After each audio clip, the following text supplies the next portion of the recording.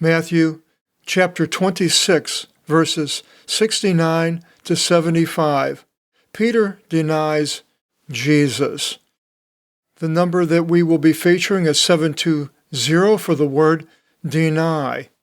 And we will continue with the verbs, and the highlighted verb in this section is the infinitive. In verse 69, it begins, O the Petros exo ekathito en ti avli. Now, Peter was sitting outside in the courtyard, and as remember earlier, he came to the courtyard of the high priest. So this is where he is, someplace in Jerusalem.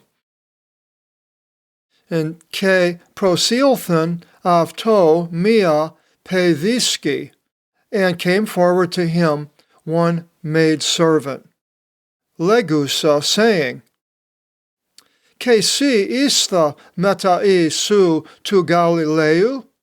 Even you were with Jesus the Galilean.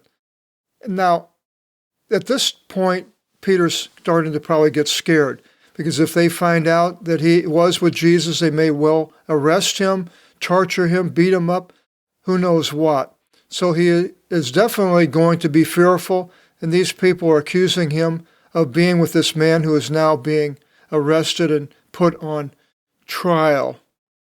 A Galilean had an accent, and later we see that they could tell that Peter was a Galilean because of that in verse 73.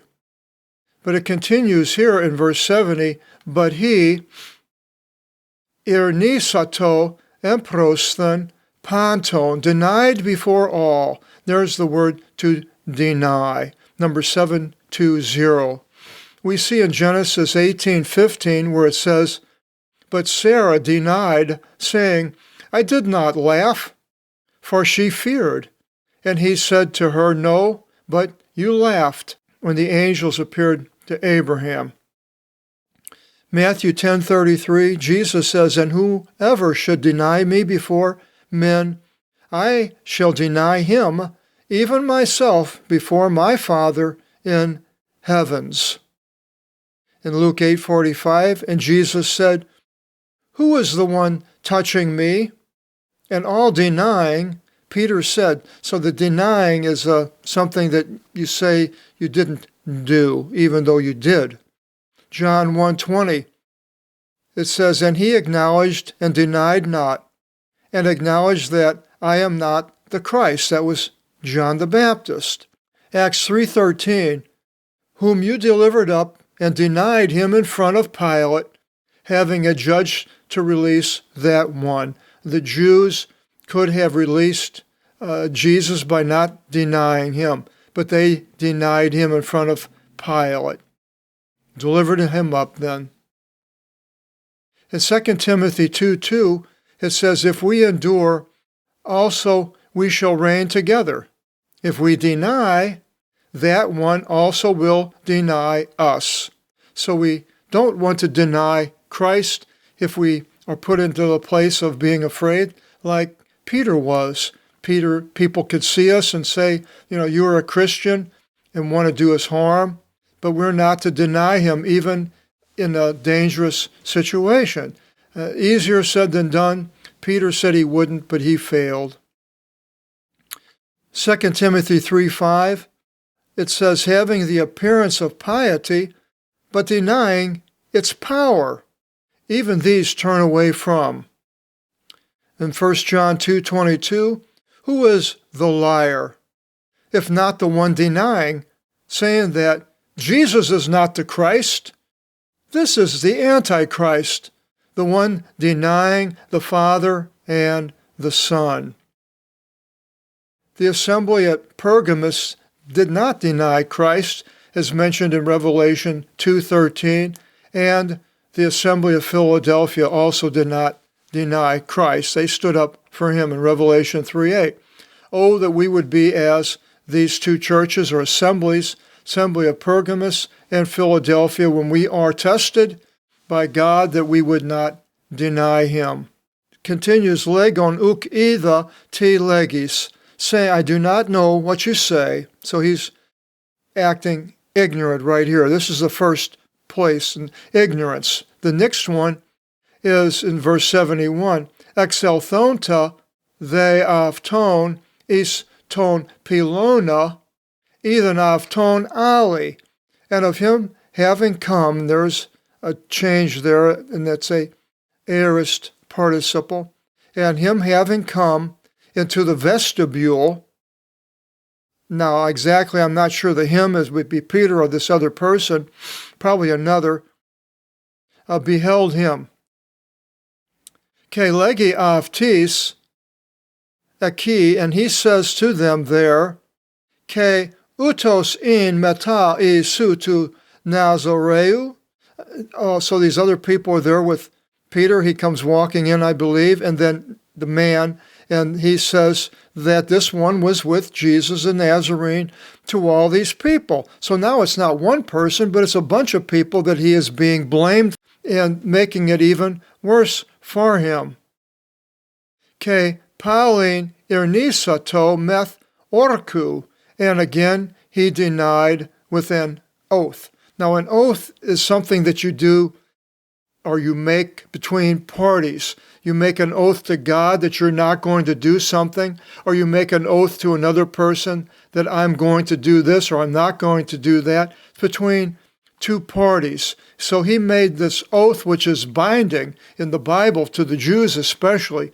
Making an oath was a solemn occasion. So he denied with an oath. No, I don't, that, uk either ton anthropon, I do not know the man.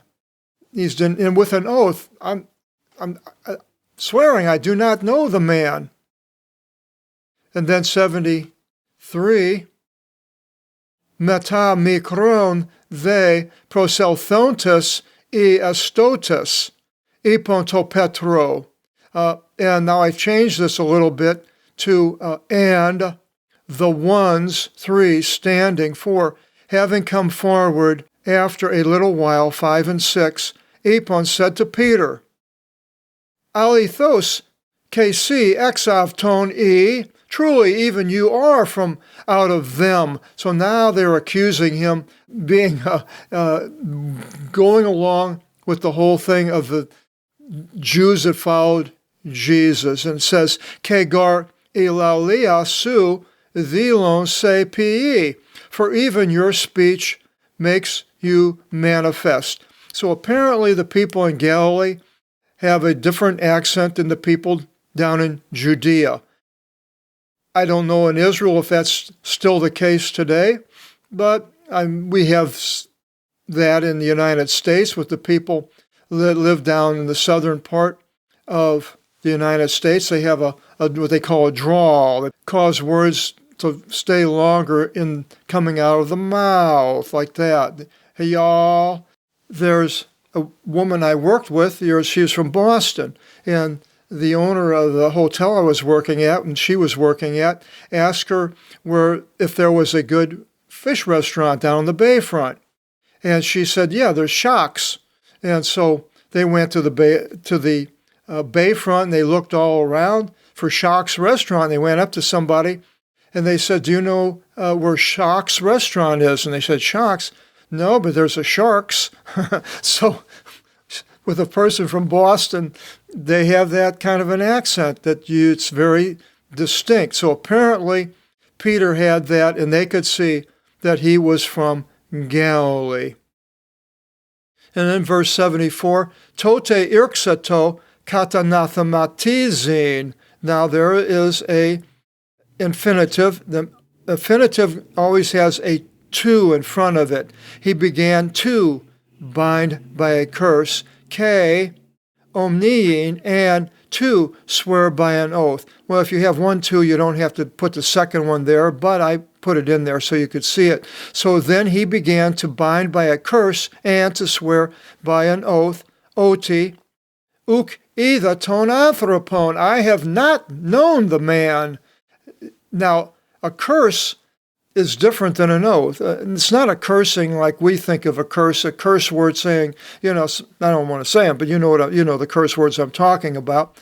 That's not anything close to what the Bible's talking about. A curse was something that was in that culture, maybe the culture that you're in, that you live in, it would be a negative connotation to it, and it would be something like, if I'm not telling you the truth, a curse would be something bad happening to somebody else, not a curse word as we know it. On my mother's grave, I swearing by this oath, or something sort of like that. Ke evtheos elector ephonise, and immediately a rooster called out. Cock-a-doodle-doo. And 75, Ke emnisi o Petros tu rematos Isu, and Peter remembered the saying of Jesus, Erikotos afto, having said to him, oti, that, prin electora phonise, before a rooster calls out, tris aparnisi me, 3 times you will totally reject me. Rejecting someone. In Matthew 16:24, Jesus says to his disciples, if any wants to come after me, let him totally reject himself and lift his cross, that is, to even go to the death, and follow me. Luke 12:9, but the one denying me before men will be totally rejected before the angels of God. The rejecting. And now, I'm sure that Jesus forgave Peter. He knew what he was going to do, and Peter shows here it says, Ke exelthon, exo, eklavse, pikros, and having gone forth outside, he wept bitterly, really crying, because he realized exactly what Jesus said he would do. He did. Even though he wasn't going to do it, he fell into the trap of failing the Lord because of fear. The weeping in James 5:1 says, come now, O rich, weep, shrinking over our miseries, over your miseries, coming upon you. So the rich will be weeping. Revelations 5:4, it's and I think it was an angel, and I wept much, for no one worthy was found to open and to read the scroll, nor to look at it. This might have been John, I'm not sure. This says in Revelations 18:9 that the kings of the earth will weep over the destruction of Babylon, which I believe is Jerusalem. And in Revelation 18:11 it says, and the merchants of the earth shall weep and mourn over her, again, the Babylon, Jerusalem, for no one buys of their merchandise any longer. Hopefully we won't be weeping because of our failure. We need the strength of Christ. Now, why did Peter fail? Because he was intent on not doing this, because Jesus said this is what's going to happen. What started with the prayer, I believe, in the garden. Jesus asked them to pray, but they didn't. They fell asleep. And this, I believe, was putting them in the condition of failing, not doing what Jesus. Can't you stay with me for 1 hour and pray? So we have to be cognizant of the times that we are in if we are going to be faced with something bad. Peter was told that the time was coming when they would take him and put him to death and all sorts of things. Peter had heard this. He either ignored it and then fell asleep. So the same thing with us. We need to understand the time that we're in, the situation that we are in, and stay awake and pray to the Lord that His Holy Spirit would bring us through the tough time and we wouldn't fail, and then we would have to weep afterwards for failing. The next section is going to be different than what you see here under chapter 27. It's going to be something like Jesus before Pontius Pilate. Chapter 27 starts off with that, but only a few verses, 2 verses. Then it goes into Judas, the story of Judas's death, and then it returns to Pontius Pilate. So we're going to do a little bit different in the next video, and we are going to bust the chapter up into verse 2 verses and then later continue with the story of Pontius Pilate